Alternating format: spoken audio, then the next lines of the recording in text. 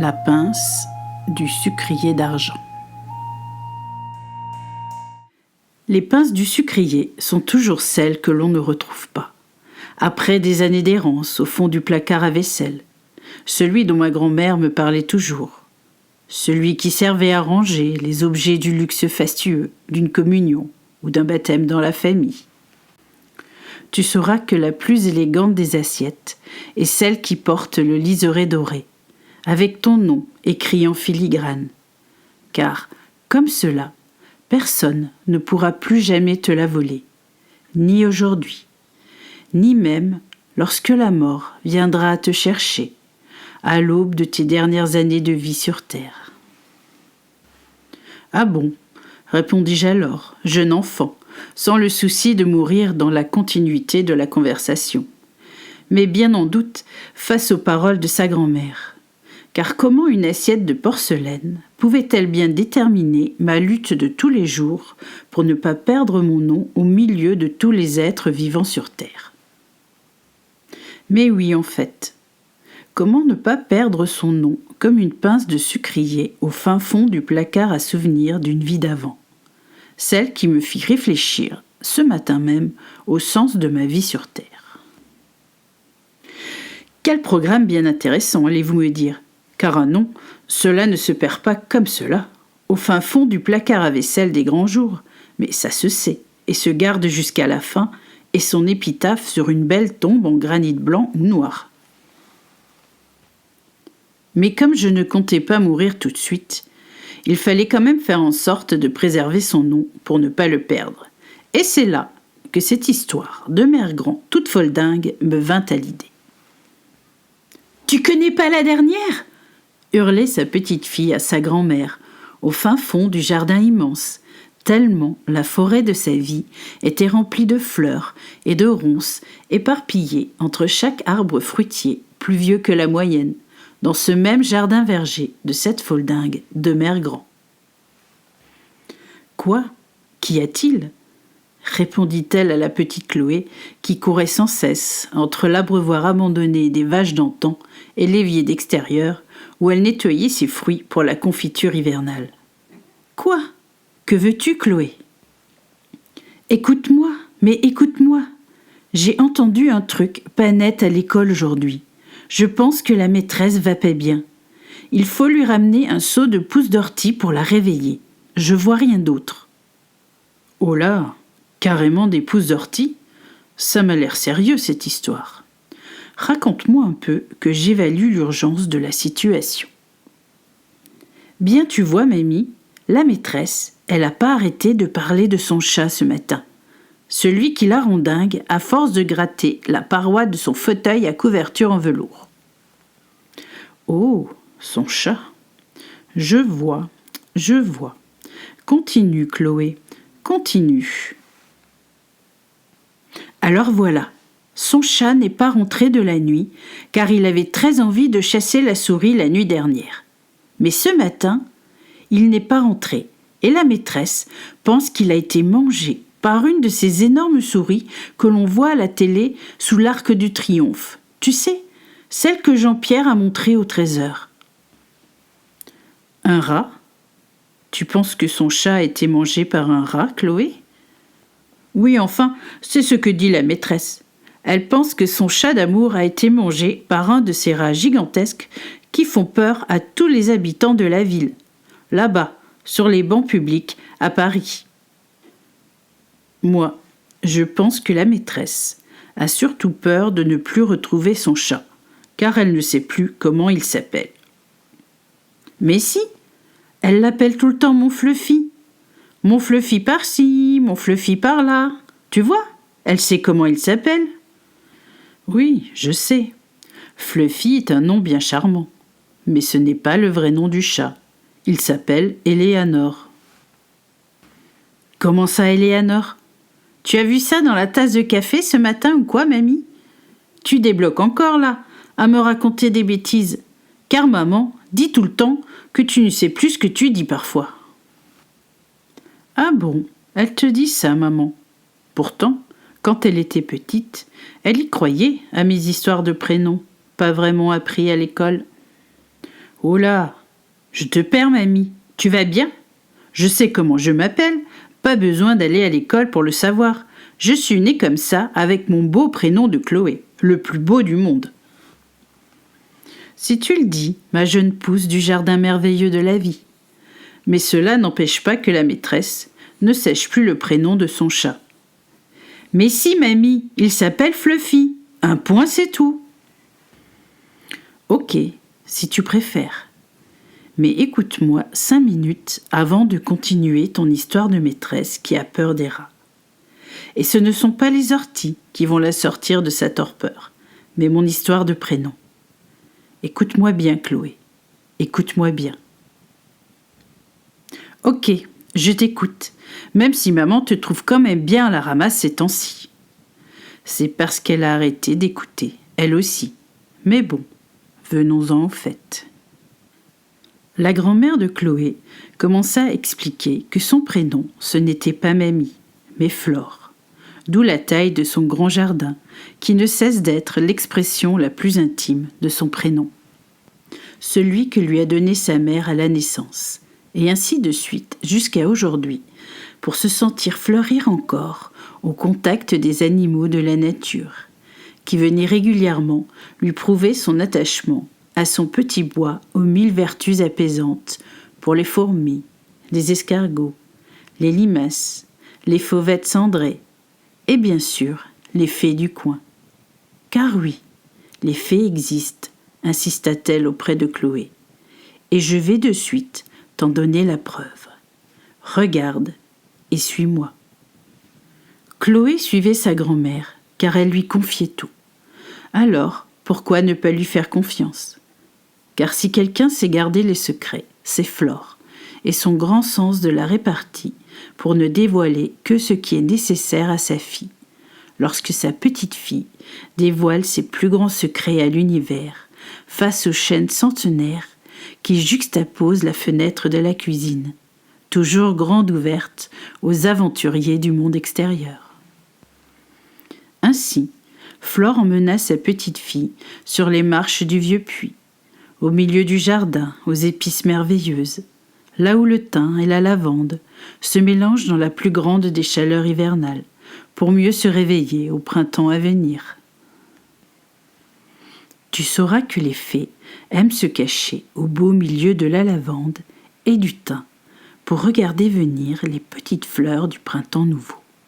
Regarde, elles ont laissé des traces de pas, toutes jaunies par les feuilles du vilain érable, qui n'aime pas que l'on l'oublie.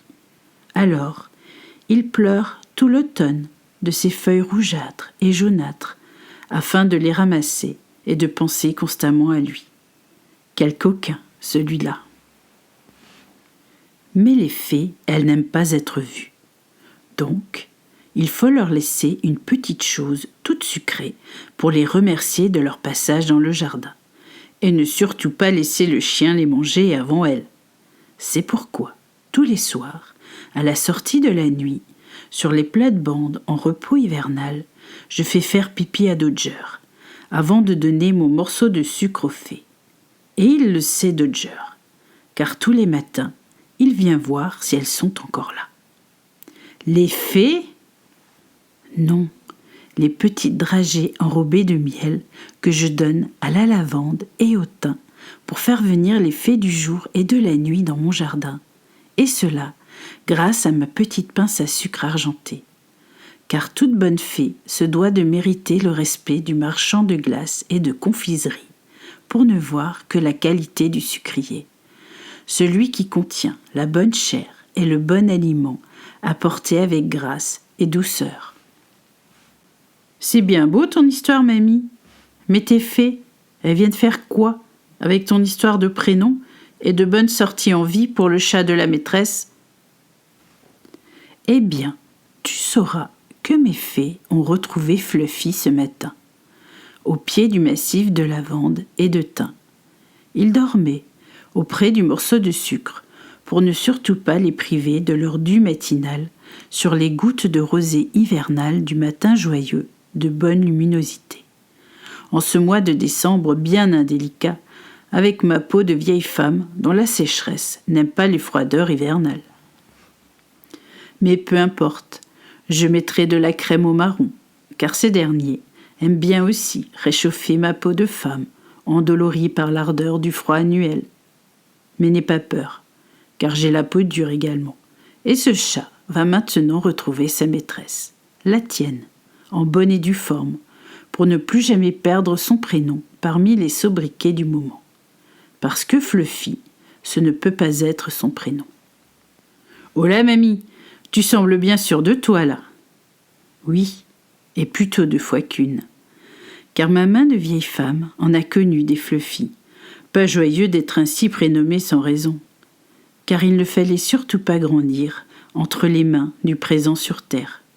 Regarde, lorsque je t'appelle Rayon de soleil, tu me dis non, moi c'est Chloé, et pas Rayon de soleil.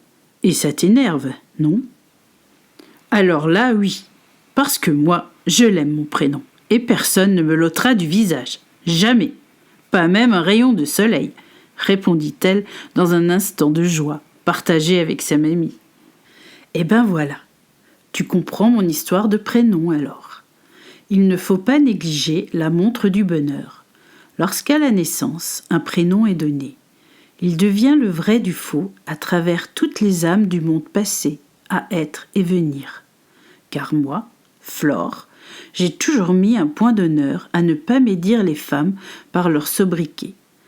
Parce que Bichette, Chérie d'amour et Rose fanée ne vont pas bien ensemble. Un prénom est moteur de vie, de sens et de réalité sur terre. Sache, Chloé, que les belles femmes ont toujours un prénom synonyme de bonheur, comme Flore ou Mireille, car les deux ensemble donnent une floraison estivale particulière, lorsque Mireille se prend à rêver au monde de Flore. Car la vérité de notre cher petit Fluffy, c'est qu'il n'aime pas ressembler à une boule de poils puante de douceur, alors qu'il est un chat de gouttière, plein de bonne velléité entre les rats d'égout nauséabonds et les fleurs de mon parterre où il aime venir se soulager. Et c'est là que les fées ont fait tout leur travail, en le mettant en porte-à-faux sur le plan de lavande, comme pour lui dire « Hé, Mistigris, te prends pas la tête pour une histoire de sobriquet. » Mais Mistigris, il aime son prénom, et il le revendique haut et fort en se postant là. « Où ça, là ?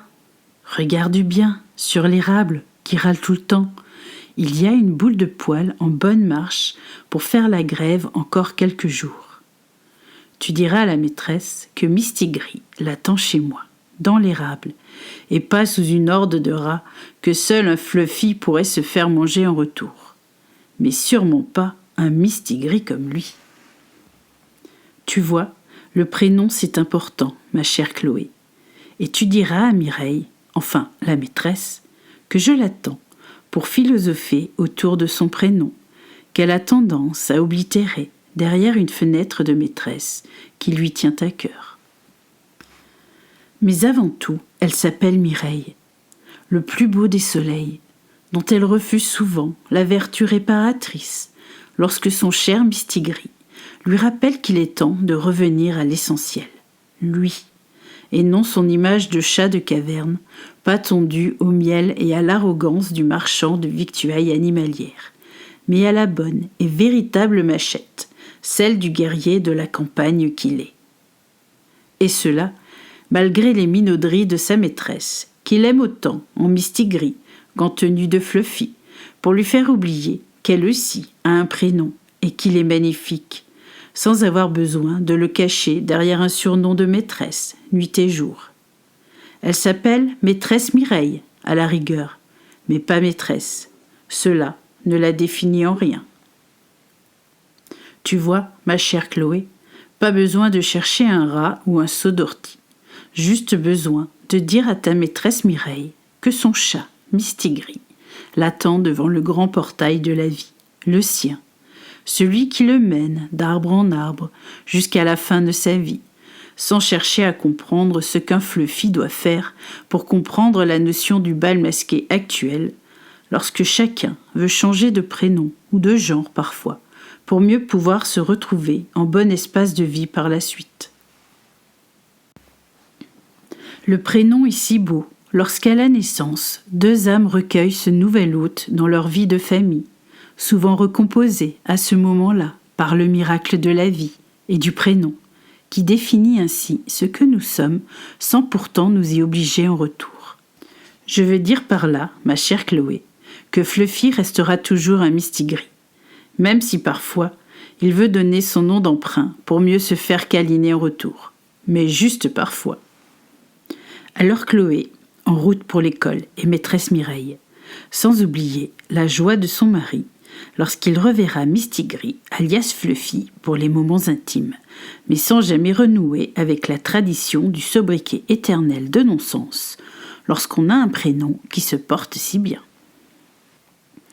Soyons en pleine forme, car je sens que tous les Mistigris du coin vont venir se confier aux fées, maintenant que la pince à sucre a agrémenté de son odeur succulente les pavés de mon jardin de flore. Tu sauras, mamie, que ton histoire est bien étrange. Bon, je vais chercher la maîtresse, enfin, je veux dire maîtresse Mireille, pour lui donner la bonne nouvelle. À plus, mamie Flore alors.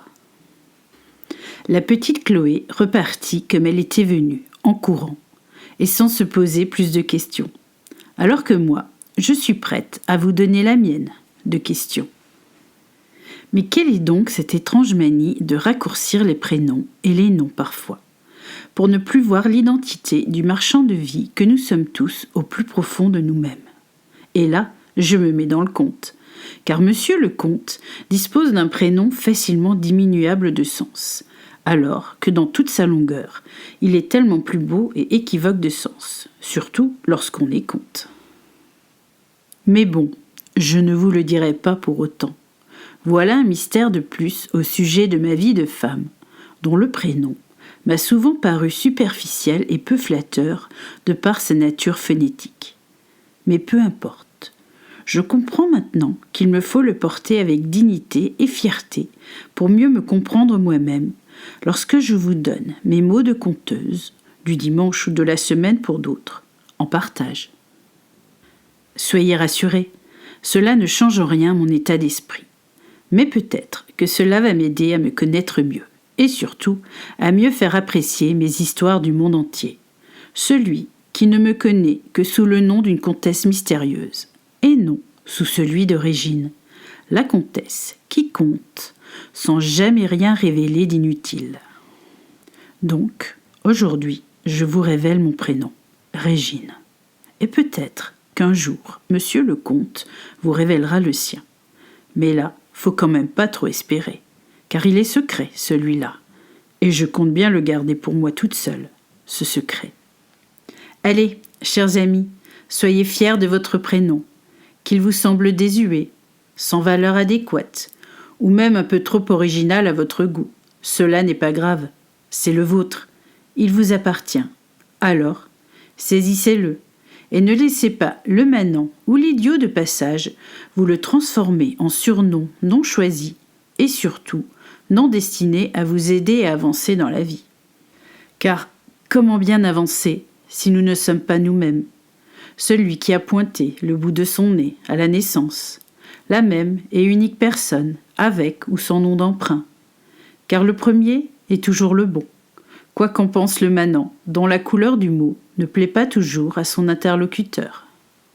C'est ce que nous sommes, ce que vous êtes, et soyez-en sûrs, je vous respecterai toujours pour cela, de ne pas avoir honte de ce que nous sommes depuis toujours, une âme en recherche de vie et de bonheur sur terre. Et pour la postérité, je vous donne mon avatar d'alors, Dinky, un gros chien qui renversait tout sur son passage. Ce que je ne suis plus, car j'ai grandi et évolué, tout en acceptant mon prénom, si difficile, lorsqu'on n'a que très peu d'amis à qui le donner en partage véritable de sens. À la semaine prochaine, pour une autre histoire de noms et de prénoms, sans aucun problème de prononciation, car mes personnages seront toujours fiers de leur porter sur vos vies et vos journées de bonheur et de malheur, parfois. Une comtesse qui compte sans s'arrêter, mais jamais sans réfléchir au sens de ces mots. Car, comme un prénom, ils sont toujours importants dans mes histoires. car le mot, comme le prénom, ont un sens précis. Celui que leur a donné l'univers en prenant naissance, eux aussi, à travers la bouche ou le récit d'un conteur, jadis célèbre pour ses mots de bonheur sur la route du malheur sur terre, Homère, à qui je confierais bien mes secrets de prénom s'il m'écoutait. Mais qui sait, peut-être était lui aussi en train de se chercher au milieu des prénoms du monde actuel, pour mieux retrouver sa douce calypso, au son du tocsin des âmes réincarnées sur terre. Je m'emporte et vous laisse à présent méditer sur celui qui cherche toujours sa route, alors que le fait de prendre sa véritable identité permet de la comprendre et de la tracer plus aisément, au sens du mot véritable de sens sur terre. Je veux parler du mot vérité. Être vrai et véritable de sens. Voilà ce que je vous donne en partage aujourd'hui. À la prochaine fois. Régine, la comtesse qui compte sans pouvoir s'arrêter.